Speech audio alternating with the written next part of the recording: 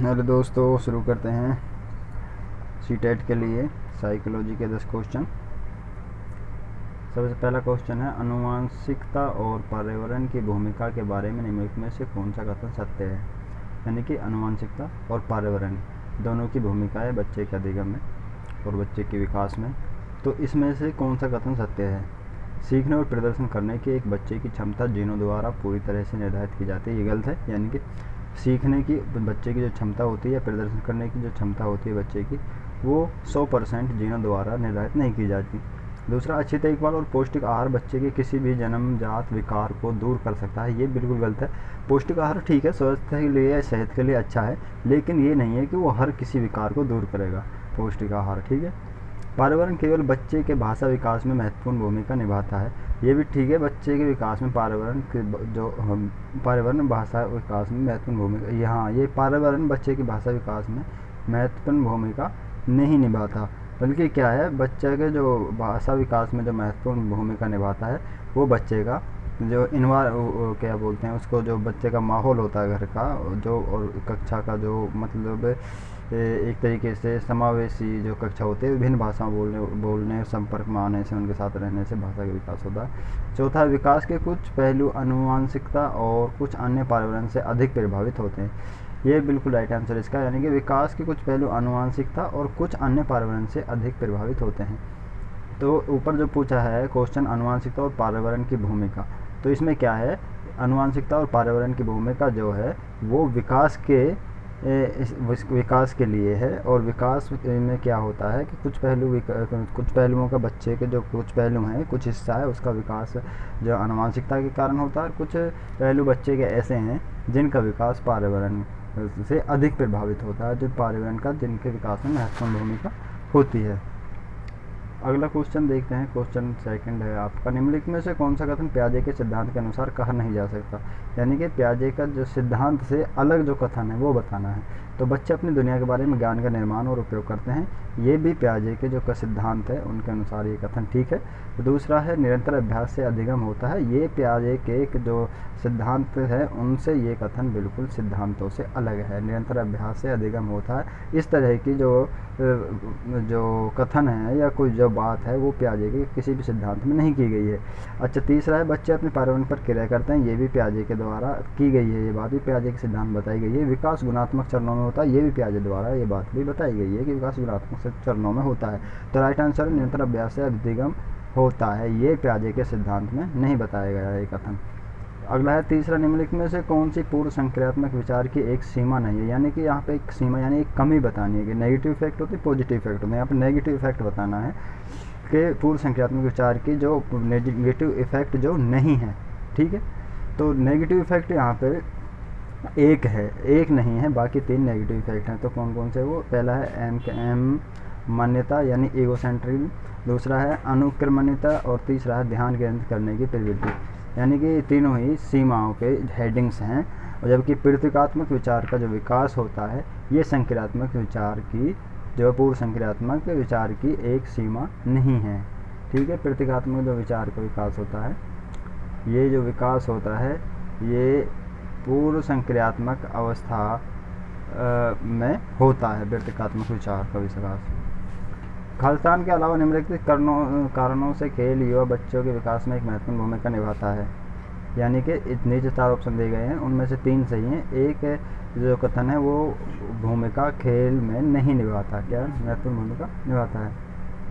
इन कारणों में से खालिस्तान के अलावा, इसका मतलब नहीं की सेंस में जा रहा है क्वेश्चन, यानी कि खालिस्तान के अलावा, यानी एक ऑप्शन ऐसा है जो जिसकी खेलों में भूमिका नहीं है, वो बताना है, ठीक है। पहला ये उनकी इंद्रियों को उत्तेजित करता है, ये बिल्कुल ठीक है।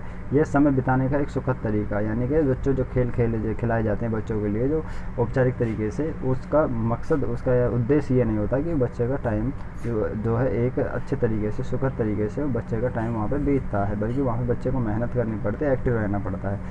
तीसरा, वे कौशल हासिल करते हैं जो और सीखते हैं जिन्हें कम उपयोग किया जाए, ये बिल्कुल ठीक है। यानी कि वे नए कौशल सीखते हैं और सीखते हैं कि उन्हें कम उपयोग किया जाए। चौथा है, वे अपने शरीर पर निपुणता प्राप्त, ये ठीक है कि वो अपने शरीर पर क्या करते हैं, निपुणता प्राप्त करते हैं। यहाँ पर ये नीचे जो लिखा हुआ है, उन्हें कम उपयोग किया जाए। जो नए कौशल वो हासिल करते हैं और सीखते हैं कि उन्हें कम उपयोग किया जाए। पांचवा क्वेश्चन, निम्नलिखित में से कौन सा प्रश्न बच्चों को गंभीर रूप से सोचने के लिए आमंत्रित करता है? पहला है सही जवाब क्या है? क्या आप इसी तरह की स्थिति के बारे में सोच सकते हैं? इसमें क्या है, सही जवाब क्या है? आप बच्चे के लिए ऑप्शन टाइप या फिर कुछ 4 जवाब दे दिए, इनमें से ढूंढने के लिए कह दिया कि सही चीज़ क्या है, सही जवाब क्या है इनमें से। तो इसमें भी क्या है, सोचने का जो रूप है वो यहाँ पे पूछा है गंभीर रूप से सोचना, यानी कि एक तरीके से दो कौन सा चिंतन होता है, अपसारी चिंतन। यानी कि यहाँ पे गंभीर रूप से सोचने का मतलब क्या है, यानी कि एक तरीके से अपसारी चिंतन। क्या आप इसी तरह की स्थिति के बारे में सोच सकते हैं? ये भी क्या है, ये भी अपसारी नहीं है, ये अभी अभिसारी है। क्या आप इसी तरह की स्थिति के बारे में सोच रहे हैं? एक स्थिति बता दी और फिर उनसे पूछा कि आप इसी तरह की स्थिति के बारे में सोच सकते हैं क्या? विभिन्न तरीक़ों से हम इसे कैसे हल कर सकते हैं, ये खुला ये बिल्कुल इसका राइट आंसर है। यानी कि एक सवाल के कई तरीक़ों से हल किया जा सकता है और इसी तरह के सवालों को हम मुक्त आंसर वाले जो है सवाल कहते हैं और ये अपसारी चिंतन को बढ़ाता है। तो ये इसका राइट आंसर है। क्या आप इनका उत्तर जानते हैं? ये भी एक अभिसारी चिंतन का एग्जाम्पल है, तो इसलिए राइट आंसर है जो अपसारी चिंतन का जो एक उदाहरण है वो है ऑप्शन नंबर 3। या गंभीर रूप से सोचने का जो उदाहरण है वो है ऑप्शन नंबर 3। अगला देखते हैं 6 क्वेश्चन, निम्नलिखित में से कौन सा विकल्प प्रगतिशील शिक्षा का सबसे अच्छा वर्णन करता है? थीमेटिक इकाइयाँ, नियमित इकाइयाँ, परीक्षण और रैंकिंग। यहाँ पर रैंकिंग की बात आएगी, रैंकिंग वहाँ पे जो समझो ये ऑप्शन बिल्कुल गलत है, क्योंकि यहाँ पे बच्चे की जो प्रगतिशील शिक्षा या फिर जो भी मूल्यांकन वगैरह में जो भी चीज़ें निकल के आती हैं उनमें रैंकिंग शब्द बहुत कम उपयोग होता है बच्चों के लिए। व्यक्तिगत अधिगम क्षमता, समूह बनाना, छात्रों की लेबलिंग। लेबल भी एक तरीके से रैंकिंग का एक उदाहरण है, यानी लेबल लगा दे, ये क्या है, ये इंटेलिजेंट है, नॉर्मल है, ये इडियट है, इस तरह से अगर लेबल लगा दे बच्चों को तो वो भी गलत है। अगला परियोजना विधि ये ठीक है, परियोजना विधि, क्षमता समूह विधि, फिर रैंकिंग वाली बात आई तो यहाँ पे ये बिल्कुल गलत हो गया। बात चौथा ऑप्शन देखते हैं, करके सीखना है, बिल्कुल ठीक है, परियोजना विधि ये भी ठीक है और सहयोग से सीखना, इसमें तीनों चीज़ें बिल्कुल सही हैं, करके सीखना, परियोजना विधि और सहयोग से सीखना। तो प्रगतिशील शिक्षा के लिए तीनों विधियां बिल्कुल सही हैं, तो इसका राइट आंसर होगा ऑप्शन नंबर 4 जो प्रगतिशील शिक्षा का सबसे अच्छा उदाहरण प्रस्तुत कर रहा है। यहाँ पे 7वां क्वेश्चन है, प्रगतिशील शिक्षा के बारे में निम्नलिखित में से कौन सा कथन बताता है कि शिक्षा स्वयं ही जीवन है? प्रगतिशील शिक्षा का ही क्वेश्चन आएगा, पिछला ये भी देखो प्रगतिशील शिक्षा का ही और ये भी प्रगतिशील शिक्षा का ही क्वेश्चन है। इसमें बताना है कि प्रगतिशील शिक्षा के बारे में बताना है कि कौन सा कथन बताता है कि स्वयं ही जीवन है। शिक्षा क्या है? खुद अपने आप में जीवन है। स्कूलों की आवश्यकता नहीं है, बच्चे अपने जीवन के अनुभवों से सीख सकते हैं। दूसरा, स्कूलों में शिक्षा सामाजिक और प्राकृतिक दुनिया को प्रतिबिंबित करें। तीसरा है, जीवन सच्चा शिक्षक है।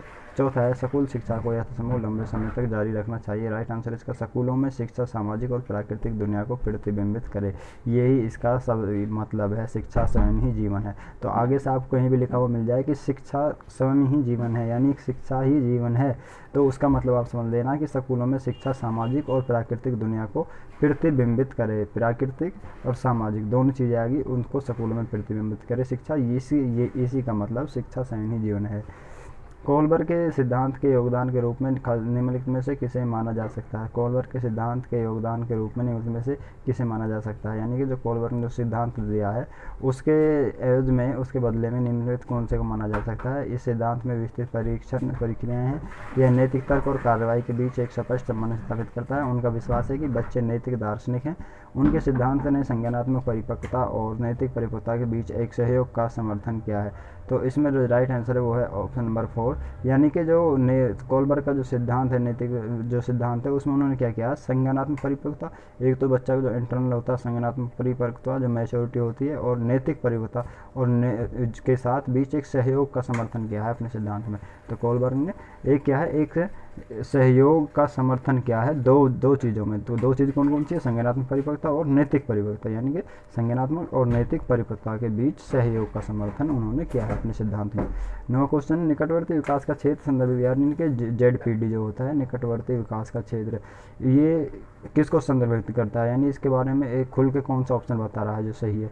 उस विकासात्मक चरण को जब बच्चा सीखने की पूरी जिम्मेदारी लेता है, एक संदर्भ को जिसमें बच्चे सहयोग के सही स्तर के साथ कोई कार्य लगभग स्वयं कर सकते हैं।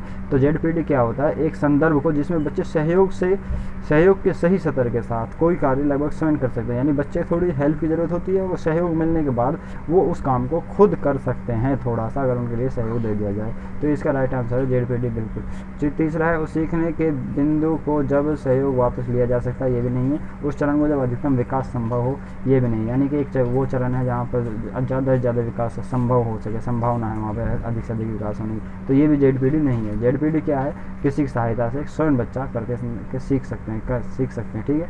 तो ये बिल्कुल राइट आंसर है इसका, ऑप्शन नंबर सेकंड। अगला देखते हैं 10वां, एक उभयलिंगी व्यक्तित्व में पहला ऑप्शन है, में आमतौर पर माने गए मर्दाना और स्त्री गुणों का संयोजन होता है, यानी कि एक उभयलिंग में आमतौर पर माने गए मर्दाना और स्त्री गुणों का संयोजन होता है। दूसरा है, उभयलिंग में व्यक्तित्व में के दृढ़ और अहंकारी होने की आदत होती है। तीसरा है, उभयलिंग व्यक्तित्व में समाज में प्रचलित रूढ़िवादी लिंग भूमिकाओं का पालन करता है।